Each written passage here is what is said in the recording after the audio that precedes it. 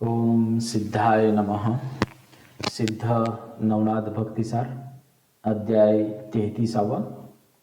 या अध्यायाच्या पठनाने सात्विक मनोकामना पूर्ण होतील. अध्याय 33. प्रारंभ. ओम सिद्ध गणेशाय नमः. ओम सिद्धेश्वराय नमः. ओम सिद्धेश्वरी मात्रे नमः.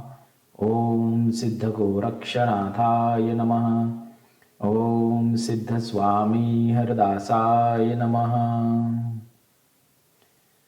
जय जयाजी जगदुद्धारा कनकवर्णा नरहरी चतुरा एकत्व कारणे हरिहरा शक्य एक तुझेची.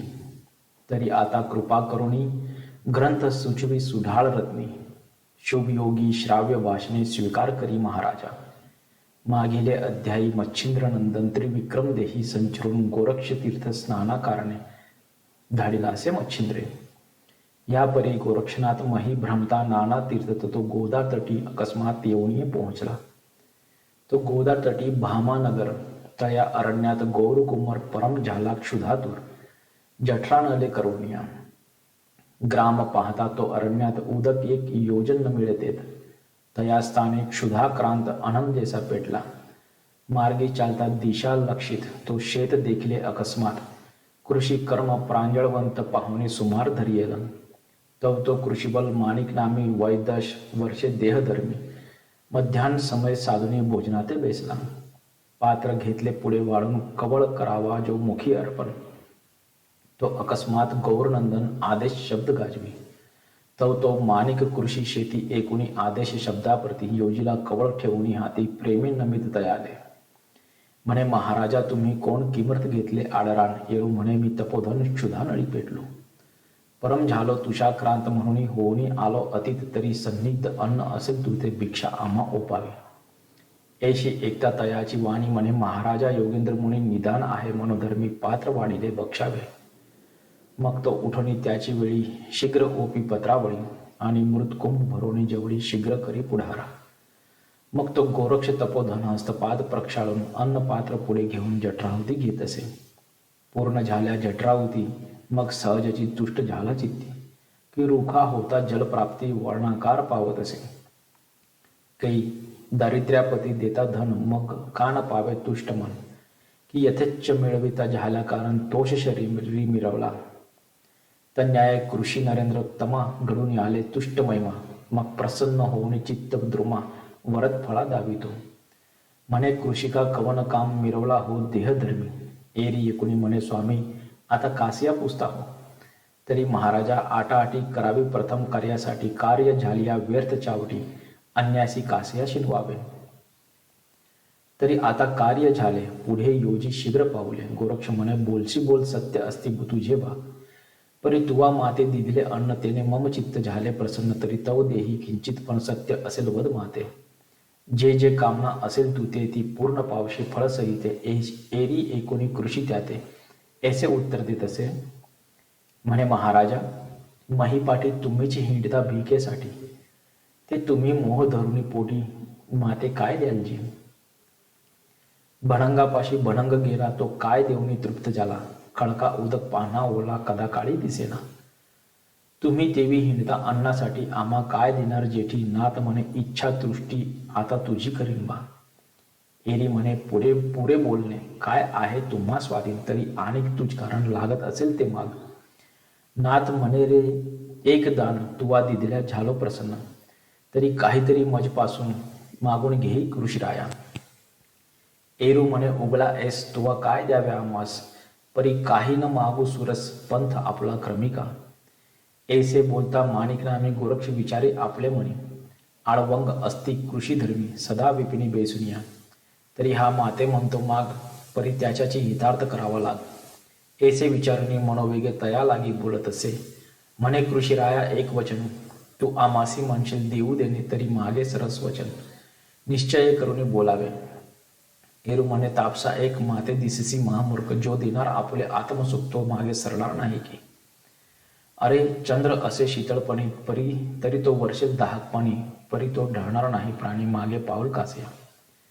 सविताराज तेजोदीप्ती तोही अंधकारी करील बसती, परी उदार औदार्य प्रति मागे पाऊल सारिना. मही गेलिया रसातळी, परी औदार्य प्राप्ती महाबळी त्या कृपणत्व कदाकाळी अंगा लागी स्पर्शेना. तरी कोणते मागणे तू ते मागुने घेईजे त्वरिते, मी बोलतो निश्चया ते निश्चय माझ्या पाहिका. येशी बोलता विपुल वार्ता गोरक्ष म्हणे आपल्या चित्ता, तरी मनाचे करणे मागू आता कैसा सांभाळी पाहतो. ऐसा विचार करून चित्ती म्हणे मज दावी का विपिनपती, जे जे आवडेल तुझे चित्ती ते ते तू न करी महाराजा.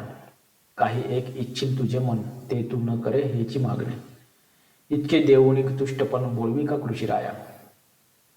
ऐसी वत्ततयाची वाणी अवश्य म्हणे कृषीकर्मी, हा धर्म आता आपुले धर्मी.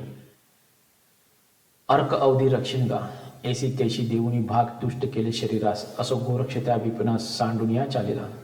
माणिक डामे कृषी शेतात मुक्त करिता झाला होतो, एठणे बांधून समस्त भार सकळ वाहत असे. वृषभा मागे दिदले लावून मोवळी घेत एठण उचलून, मनात म्हणे ग्रामासी जाऊन शुधाबल घालवावे. इतुकी मनी योजना होता स्मरण झाले गोरक्षनाथा, पुत्र कल्याण आणिता चित्ता मनाचे करणे उल्लंघावे. मन इच्छित असे घरी जावया तरी आपण न जावे तया ठावा, मग तेथेची उभा राहणे गाढ निद्रा करीत असे. मवळी यठणाचा भार घेऊन उभा महीवर नेत्र झाकून चिंतापर हरिनामी योजित असे. मन इच्छी हालवू अंग परिना हाले धडभाग, स्थिर होऊनी संचरले ओघ वचनार्थ संपादे. तरुपर्ण जे येती उडून तेची करीत असे भक्षण, मनी येता साठवण तेही त्याग पर्णीचे करीत असे. मग सहज स्थिती वायुलहर अकस्मात येत असे मुखावर, तितकीचे प्राशन आहारापर अमल मन होत असे. त्याने कृश झाले शरीर सकळ, आटून गेले रुधिर मास म्हणया तिळभर, स्वप्ना माझी दिसेना. त्वचा अस्ती झाल्या एक उभा राहिला कष्टदायक, एरीकडे तपो बाळक बद्रिकाश्रमी पातला. बद्रिकेदार नमुनी त्वरित पाहू चालिला, चौरंगीनाथ तव गुहा गृही शरीरावरती वाळवी वारुळ विराजले. मुखी तितकी नामावळी आणि नेत्रचंद्री असे शिळा मोरी, असे स्थित तया स्थळी गोरक्षनाथ प्रकटला. त्वरित द्वाराची शिळा काढून पाहे तयाच्या शरीराकारणे, तो वारुळ गेले वेष्टून सर्व अंगी तयाच्या. शिळा चंद्रीना हाले पाती, राम शब्द वळगे उगती, ते पाहून या गोरक्ष जती परमचित्ती हळहळला. मग शरीराचे वारुळ काढून पाहे तयाचे शरीराकारण, तो हस्तपाद लवे करून तपोबळे आले ते. मग सावध करून तया ते म्हणे पाहे मी आलो गोरक्षनाथ, शीघ्र कवळिनिया तयाच्या हस्त बाह्यातकारी आणले. मग कृपेकरिता अवलोकन शरीर शक्ती आली धरून, मग उठणी वंदी गोरक्ष चरण, म्हणे सनात झालो असे मी. या परितयासी आलो म्हणे नाथ, म्हणे बाग कैसा झाला चरितार्थ. एरी म्हणे मज माहीत नाही चामुंडे विचारी, मग विचारून चामुंडेसी वृत्तांत पुसे चरितार्थासी. एरू म्हणे आम्ही फळासी देत होतो महाराजा, पूर्वी चौरंगी न करुणी भक्षण बेसला होता शिळा लक्ष्मी. मग फळेची पर्वता समान गोरक्षाते दाविली. फळ नगा पाहुणी तपोजेटी विस्मय करे आपल्या पोटी, म्हणे धन्य याची तपोराहाटी बद्रिकादी अतर्क्य. परमचित्ती कृपा वेष्टून मवळी ठेविला व्रत पाणी, अनुग्रह चोज पुन्हा दावणी ब्रह्मसनातन केला असे. पुढे चौरंगीसी घेऊन बद्रिके दारालया आणून जागृत करून उमारमण चौरंगी ते भेटविला. मग तेथे राहुणी क्षणमास सकळ करविला विद्याभ्यास, अस्त्रशस्त्र बहुवस प्रवीण झाला महाराजा. मग सकळ दैवते पाचारून तपोबळे केले सगन, मग सकळ दैवते तुष्ट करून वरद प्रज्ञा आराधिले. सकळ देव वर देऊन पाहते झाले आपले स्थान, एरीकडे बद्रिकेदार नमून चौरंगीसह निघाला. त्वरे येऊनी वैदर्भ देशात चौरंगी ते कौंडण्यपूर दावेत, म्हणे बारे तव माता तात भेट घेई तयाची. बेशी तरी कैसा त्या ते जगी जाऊनी अतिविख्यात, हस्तपादांचे मुंडन खंडन निमित्त उत्तरासूड घेईजे. राये छेदिले तव हस्तपादासी, परी धुसधुसी आहे मम मानसी. तरी आपला प्रताप संगम रायासी निजदृष्टी दाविका. अवश्य म्हणे चौरंगीनाथ भस्म चिमुटी कवळणी हस्त, रायाचे लक्ष्मी बागायत वातास्राती सोडित असे. तव तेथीचे वनकर 601 वातचक्र उडवणे अंबर दाविता झाला तयासी. पुन्हा वात अस्त्र घेत काढून तव ते उतरती मही कारण, किती पडले मूर्छना वेष्टून किती एक ग्रामी पळाले. ते येऊनी राजांगणी सांगते झाले, विपरीत करणे कोणी केली न दिसे नाही. आश्चर्य बहु होत असे. मग भृत्यांते पाचारून पुसुनी त्याचे वर्तमान कोणी केले आला कोण शोधा लागी धाडीत असे. तो एरीकडे चौरंगी सहित पानवरती बेसला. गोरक्षनाथ हेर पाहुणी त्वरित रायापासी पातले. म्हणती महाराजा पानवथ्यासी बेसले आहेत दोन तापसे. तीव्र जेती कान फाटवेशी विद्यार्णव दिसताती. ऐसे कोणी राजेश्वर स्वमणी आपला करी विचार. आले असती गोरक्ष मच्छिंद्र पुत्र दुःखी द्वेषाने. तरी आता त्वरे करून तयासी जावे शरण. ना तरी ग्रामासी पालथे करून प्राणाप्रती हरतील. ऐसा विचार करून मानसी राव संवेरा ये समारंभेसी. गजवाजी शिबिका स्थानसी कटकासह येत असे. ग्रामाबाहेर कटक येता गोरक्ष म्हणे चौरंगीनाथा आपला प्रताप आता निज दृष्टी दाविता. ऐसी एकता गोरक्ष गोष्टी पुन्हा कवळी भस्म चिमटी वातास्त्र जलपुनी पोटी चमूवरी प्रेरित असे. मग ते वातास्त्र अतितीक्ष्ण चमूसह राया दाविले गगन. रथ गजवाजी शिबकासन वातास्त्र पडिले. तेने करून चमू समस्त गगनपंथे आरंभत म्हणते हे महाराजा नाथ शरणागता तारावे. सकळ स्तविती दीनवाणी ते शब्द एकोणी तपोज्ञानी चौरंगीसी म्हणे घे उतरवणे चमूसहित रायाते. मग तो कुशल प्रज्ञावंत प्रतास्त्र असे आड करीत मग सकळ आटून गेला वात चमू मिळवली नगमोळी. मग उभा करून आपला कर म्हणे उतरीने यावे चमू समग्र. मग रायासह कटक भार उतरले तळवटी. मग समीप येता शशांगर चौरंगीसी बोलिला गौर कुमार. पितयासी करून नमस्कार तुष्ट चित्ती मिरविका. ऐसे एकता गुरुनंदन धावणी धरले तात चरण. म्हणे महाराजा मी तव नंदन निज दृष्टी देखे मज. ऐसे बोलता चौरंगीनाथ राय धावणे धरले हृदयात. मग परम प्रीती गोरक्षा ते चरणी बाळ अर्पित असे. मग गोरक्ष ही धरुणी हृदयी म्हणे राया याचा प्रताप पाहि. एरी म्हणे तुझे समान आई भेटल्या मिळून खायचे. या उपरी तेसे चौरंगीनाथ वज्रास्त्र निर्माण करीत चूर्ण करुणे महापर्वत अदृश्यपंथी मिरवित असे. या उपरी शशांगर गोरक्षासी म्हणे चतुर आरोहण करुणे शिबिकेवर राजसदनी चलाजे. या उपरी बोले चौरंगीनाथ आम्ही न येऊ तव गृहात. सापन्न मातुश्रीचे कुडे मनात हस्तपात छेदिले. मग मुळापासून सकळ वृत्तांत राया लागी केला श्रुत. राव कोपोद्धित उचंबळला आगळा. रेवे सेवका लागी आज्ञा करीत ताडीत आणा आणि येत. ते एकोणी चौरंगीनाथ काय परिवदत असे. म्हणे तात आपुले वचन ह्याची शिक्षा आली घडून. यावरी ताता आपुले कीर्तीने ब्रह्मांड भरेल महाराजा. तरी ऐसे न करी मा ताता सदनेची शिक्षा करावी प्रीता. मग शिबिकासनी बैसवणी तत्वता राजसदना पातले. राव जाता मंदिरात पादत्राण घेऊन हातात ताळण करून पत्नी ते म्हणे जाई येतून. 12 संवत्सर पर्यंत त्वा तप केले शुचिष्मंत तयाचे फळ कुंडे मत भ्रष्ट केले राज्यासी. ते पाहुणे गोरक्षनाथे राजा संबोधने केला शांत. 1 मास राहिला तेथ शशांकर भक्तीने. या परी गोरक्ष जाते समय वंशवेष्टी मोहप्रभावी प्रसाद देऊनी राजदेवी विरिवाण पै केला. म्हणे कामिनी करुणी दुसरी भोगी वंशीलतेची लहरी. ऐसे सांगुनी शशांकरी चौरंगीसह चालिला. मार्गी चालता मुक्काम पाहते झाले प्रयाग स्थान. स्नान करून उत्तमोत्तम शिवालयी पातले. येताची करून शिवदर्शन मग शिवदारेसी बोलणी वचन. गुरुकलेवरांचे वर्तमान तिये लागी पुसत असे. तवती होऊन भयभीत बोलती झाली चाचरे घेत. शरीरे करून थरथरा कंपित पायावरी लोटली. म्हणे महाराजा गुरुनाथा राजबाजा रेवती कांता. तिने माते भ्रष्ट होऊन चित्ता पुसुनी घेतले होते की. ह्या उपरी दुसऱ्या लागून वदले नाही कलेवर कहाणी. परी नेनो भय वाटे म्हणे कलेवर पहाण्याची दृष्टी. स्त्री जाती बोलती एक परी करणी करती अनेक. मज वाटत असे ती चाळक समक्ष दृष्टी पहावी. ऐसी एकोणी तियेची वाणी परम घाबरला गोरक्ष मुनी. मग एकांत गुहा सदने विदारुणी पाहत असे. तव ते मोकळे गुहागार आत नाही कलेवर. मग नेत्री दाटून मोहाच्या पूर शोक सिंधू उचंबळे. तो म्हणे महाराजा प्रज्ञावंता सोडून दिल्ली माझी ममता. आता येथे गुरुनाथा कवने ठाई पाहू मी. ऐसे म्हणून आरंभळत धरणी प्रति शरीर टाकीत. तव ती शैवदारा मोहस्थित होणे त्या पुरत असे. म्हणे महाराजा धैर्य धरी. मी राजांगणे जाऊनी सत्वरी पुसुनी येते मच्छिंद्र शरीरी. वृत्तांत केसा झाला तो. ऐसे बोलणे गोरक्षका ते शैवदारा अंतपुरात शीघ्र जाऊन रेवती ते राजनेमाने नमी येले. तव ती पाहुणी शैव कामिनी म्हणे का आले सो माय बहिणी. एरी म्हणे अंतकरणी आठव माते झालासे. म्हणाल तरी आठव कोणतरी 12 वर्षे आली भरून. तुम्हा लागी सांगितले खून राजभागी विचारा. ऐसी एकता तेयची वाणी एकांत नेते राजपत्नी म्हणे माय व अंतकरण चिंता सोडी सकळती. अगे तुझ विरहित त्याची दिवशी कलेवर काढून शस्त्र उद्देशी वाटले गे रती रती मासी सकळ विपिना माझारी त्यासही लोटले बहुत दिवस.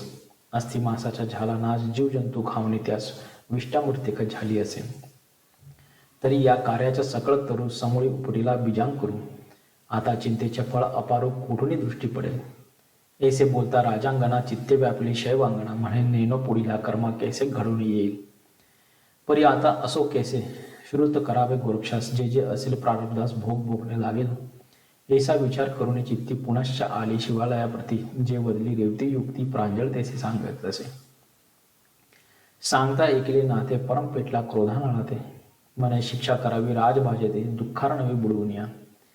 ऐसा विचार घटित म्हणी परी पुन्हा करीत विवेक बंधन रेवती माता मचकारण मच्छिंद्र नाथे लागत असे. जरी अवज्ञा करून जंतूचे झाले भक्षण तरी आता शोधार्थ मन मच्छिंद्र शरीरी ठेवावे. न द्यावे तिसी शिक्षे कारण ते नाश न पावे निश्चय पूर्ण. कोणीतरी ठाया लागून मच्छिंद्र देह असेल. मग बोलावून चौरंगीते म्हणे बा रक्षी शरीराते मी देहासी सांडून त्रिगुणाते कलेवर शोधार्थ जातो की. परी रेवती येथील राजकांता प्रवृत्ती आहे मच्छिंद्र घाता तसेच वहिवटेल माझ्या अर्था म्हणून सावध असावे. ऐसे सांगून चौरंगीते प्रवेश करी गुहाते प्राण सोडून शरीराते भ्रमण करीत दिसा. सकल शोधिला जंबूद्वीप चरितात रणवी सकल ग्राम कानन सप्तद्वीप रतिरती शोधले. परी जीवजंतूची देहस्थिती होऊन शोधिता गुरुचे कलेवर पूर्ण कोणीतरी ठाया लागून मच्छिंद्र देह असेल. अतळ वितळ सुतळ पाताळ सप्तही पाताळ स्थळ पिंड ब्रह्मांड शोधिनी सकळ सर्व स्वर्गावरी चालिले. स्वर्गलोक भुवरलोक तपोरलोक अर्यमा यक्षादी सत्यलोक कुबेर तारागणादी अनेक शोधनिया शोध पाहिले. एक मेरू स्वर्ग पाठार गण गंधर्वादी अन्य सुरवर सकल शरीरा करुणी संचार गुरु शरीर शोधले. उपरी पाहुणी वैकुंठ समस्त त्वरे पातला कैलासाप्रत होताची प्रवेश शिवगणात धुंडाळून पाहत असे. तो शिवगणित चामुंडा समुदायात अस्तित्वाच्या मास देखील समजतो. त्यावरी वीरभद्र सर्व गणात गर्जूनिया सांगत असे. म्हणे 12 वर्षाच्या सरलाने मच्छिंद्र शवाते करा रक्षण. तयाच्या शिष्य गौरनंदन कोणी रूपे येईल की. ऐसे एकोणी तयाची वार्ता गोरक्ष तेथून झाला निघता. तो एरीकडे चौरंगीनाथा काय सुचले होते की. गोरक्ष शवाजवळ बैसून आणिक सकळ अस्त्र व्यापून जेथे लाग न लागे देवाकार भ्रमादिका करून या. ऐसे शव अस्त्र व्याप्त त्याच्यातून निघून गौरसुत गुप्तवेशी शरीरात येऊन या प्रवेशला. प्रवेशताची अकस्मात उठीने बैसला गौरसूत. मार्ग पाहून गुहागृहात बाहेर आले उभयंता. मग सिद्ध करून भस्मजोडी उभे राहिले दोन्ही बळी पर्वतास्त्र तेने काळी अर्कावरी सोडिले. गोरक्षमुखीचे पर्वतास्त्र प्रविष्ट होता अतिस्वतंत्र माथा उचलिता अंबरपात्र बरुणिया निघाले. 1.25 लक्ष योजन मिती स्वर्गी उंच झाले गबस्ती. त्यावणी माथा द्विगुण पर्वती अंबराते मिरविला. मित्रमार्गीच्या धरुणी रोख आकाश स्तंभ झाला एक. तेने करुणी संदती अर्क मार्गावरी अडखळला. चक्रपदा चालावया वाट न मिळे पाहुणे सुबट. मग सज्ज करुणी गांडीव चिमोटी योजिता झाला महाराजा. तीव्र शरी वज्रास्त्र योजिनी सोडी प्रविष्ट मित्र तेने करून पर्वतास्त्र भंगिता झाला ते क्षणी. परिपर्वितास्त्र भंगिता होता आदित्य विचारे आपले चित्त हे अस्त्र कोणाची प्रताप दुहिता आळमार्गी झालो असे. ऐसे पाहता अर्क अंतरी तो समजला नर गोरक्ष केसरी. मग संध्यानासह महिवरी येऊनिया प्रकटला. येता देखती अर्कराज काय करती हो विजयध्वज. चंद्रास्त्राचे प्रेरून बीज कोटी चंद्र निर्मिले. तेने करून शीतळ प्रवाही मिरविती झाली मही. मग तो सकळ 10 स्वभावी बांधू न शके अर्काच्या. ऐसी समाधान स्थिती होता परी समीप पावला प्रविष्ट सविता. मग चौरंगी आणि गोरक्षनाथ अर्कचरणी लागते. या परी भाविक स्थिती सांगून बोलता झाला जगलोचन. भारे तुझे सुख संबंध कोण दर्शविका वाचेसी. हेरुमंती महाराजा आम्ही उदलो एक काजा. मच्छिंद्र देह तेज पुंजा शिवगणे हरियला. तरी आपण जाऊन तिथे सुनीती सांगावी वीरभद्राते की मच्छिंद्र देह महिते पाठवून द्यावा की. पर या कार्या बहुधा नीती सांगून जरीना एकती मग मागून बोलावून घेऊ यक्षिती. युद्धा लागी मिसळाया. ऐसी परवी महापरवी आमची जाऊनी करावी शिष्टाई. इतुका उपकार मच्छिंद्र देही आम्हासी साय मिळवावे. ऐसे बोलता गोरक्षनाथ आदित्य अवश्य त्याते म्हणत. मग त्या क्षणी कैलासा त्वरित जाऊन पोहोचला. गणे पाहुणी अर्क येता सहज पाया लागे विजयध्वज म्हणत असे, येणे महाराज कवण्या अर्थ झाले असे. आदित्य म्हणे, एक वचन गोरक्ष शिष्टाई साधन करू पाकलो तुझ कारण मच्छिंद्र देह कारण्या. तरी मम बोलणे आता चित्त द्यावे परमहिता महिसी पाठवी मच्छिंद्र देह आता तुष्ट करी गोरक्षा. तू तुष्ट केल्या तास नाथपंथे वाढेल प्रीत. ऐसे उत्तर बोलता आदित्य वीरभद्र बोलत असे, हे महाराजा एक वचन आम्हासे दुःख दिले मच्छिंद्राने, तरी आता गेल्या प्राण महिन दावू शवाते. जरी गोरक्ष झुंजेल आम्हाते तरी सिद्ध होऊ युद्धातील गोरक्ष जिंकून समरंगणाते मच्छिंद्रासम करून ठेवू.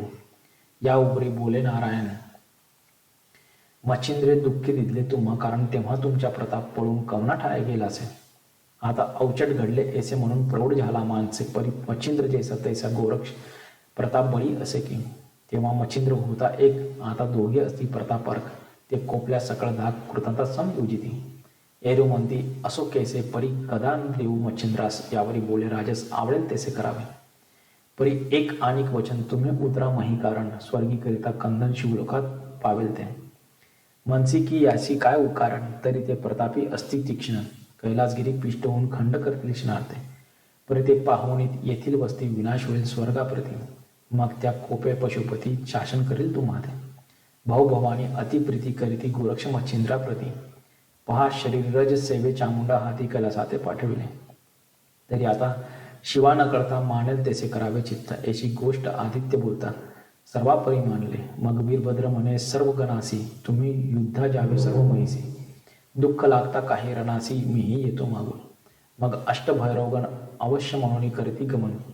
विमाने प्रत्यक्ष घेऊन शस्त्र अस्त्राधिकी उतरणे. 72 कोटी 84 लक्ष येताची देखे नाथ गोरक्ष. मग चौरंगीती बोले प्रत्यक्ष सावध होई ममचा. असो शिवगण येताची मही लोटते झाले शस्त्र प्रवाहिते. गोरक्ष पाहून त्या समयी वज्रास्त्र निर्मिले. वज्रास्त्र पातले लव न लागता सहस्र वेळा भोवते फिरतात. त्याने शिवगणाचे शर समस्या अंगी लिप्त न होती. ते पाहुण्या सकळ शिवगण योजिती अपार अस्त्रा कारण तितके अस्त्रा उभयजन लक्ष धरुनी उडविती. अग्निअस्त्र द्रुमास्त्र तयावरी प्रीता वातास्त्र वातास्त्रावरी उर्गास्त्र प्रीते झाले शिवगण. काळास्त्र आणि वज्रास्त्र महाकठीण स्पर्शास्त्र तया माझी दानवास्त्र प्रलय करीत आगळा. ते पाहुण्या गोरक्षनाथ प्रेरित झाला जलदास्त्र तया मागे पर्वतास्त्र लागोपाठ करीत असे. तया मागे कलेंद्रास्त्र तया मागे संजीवनी अस्त्र मग प्रेरी इंद्रास्त्र. ते जाऊन या झगडले. बेभक्तास्त्र देवास्त्र कठीण तीही झगडती त्वरे करून ऐसे अस्त्र परिपूर्ण गणास्त्र ते भंगिती. त्यात काय करी चौरंगीनाथ हळूची मोहनास्त्र प्रेरित ते संजीवनी गण हृदयात मग मिरवित पिसाटपणे. सर्वासी नाही देहबान तेने न कळे आलो कोण कार्य लागून. पिशाच वृत्ती भ्रमत राहणोराण व्यर्थ पित्त झाले. त्यात अनेक चौरंगीनाथ प्रेरी प्रळय काळीच्या वातेने गण समस्त वायू चक्री पडी गेले. तो वीरभद्र मागुनी चामुंडे सहित युद्धालागी आला त्वरित. परिशिवगण पाहुणे अव्यवस्थित परमचित्ती शोभला. मग गांडीवाते तणत्कारणी बाण योजिले. अपार गुणी कामास्त्र ब्रह्मास्त्र कार्तिक तिन्ही विविध वाणी सोडित असे. जैसा प्रळय काळीच्या वडवानळ तो यत्नेनं पावे कदाचित तन्याय शुभाळ कोपानळी पेष्टीला. ते पाहुणे चौरंगीनाथ रती अस्त्र प्रेरित त्वरित तेने कामास्त्र त्वरे निश्चित मूर्छित होऊन पडी गेले. यावरील दुसरे चौरंगीनाथ दशासुरी अस्त्र प्रेरित ते पाहुण्या नाभिसूत जडजडवणे पडत असे. चित्ती म्हणे नोहे बर्वे वेद हरतीला आता सर्व. शंखासूर प्रतापार्णव पुन्हा उदय झाला असे. याचा विचार करून मनी ब्रह्मास्त्र दडले अदृश्यपणे. पुढे कामिणी अस्त्र चौरंग मुनी प्रीत झाला लवला आहे. ते पाहुणी कार्तिकास्त्र पळवणी लपवी मुखपात्र परी चौरंगीचे पांचजन्यास्त्र प्रळय लागी मिरवले. ते पाहुण्या भद्रजात्री मत्स्यास्त्र योजिले परम निगुती तेने करून तदस्त्र शांती अदृश्य ते मिरवले. परी परम कोपणी तपोबाळ तीव्रास्त्र योजिले तत्काळ संजीवनी योजनी सबळ सकळ दानवा उठविले. ते दानव म्हणाल कोण कोण त्रिपुर सुंदराक्ष मलिमाल मृदुमान्य मैसासूर जालिंदर प्राज्ञा काळ यवन अगबग हिरण्याक्ष हिरण्य कश्यप सहित मुचकुंद बळी वक्रदंत रावण इंद्रजित कुंभकर्ण त्यात सिंहनाद भरितात. ऐसे राक्षस सबळ राक्षस उठता विमानी आणि सुरवर असता अति भय मानणे चित्ता विमानाते पळविती. कैसे युद्ध कैसे पाहणे पडती सूर भयभीत होऊन 33 कोटी देवता कारण चिंता अपार व्यापिली.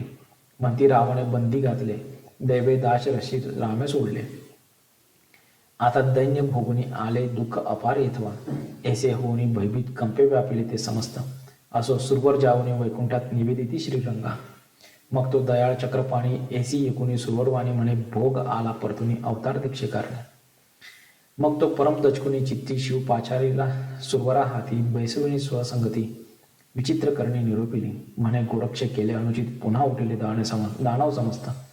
आता दानव करी जसा तळपरत मही सकळ नेतील की. एक एक दानवासाठी आपण माराया झालो कष्टी कल्पवरी अवतार जटी धरून या मिळलेला. तरी आता कैसे करावे निवडतील कैलासा सकळ दानव. हा मूर्ख तो वीरभद्रराव व्यर्थ दिवशी मिरवला. मग सोडून एक वैकुंठासी येथे झाले गोरक्षापासी. मध्ये बा विपरीत मैसी पुत्रा हे काय मांडले. अरे एका राक्षसालागी आम्ही शमलो बहुप्रसंगी.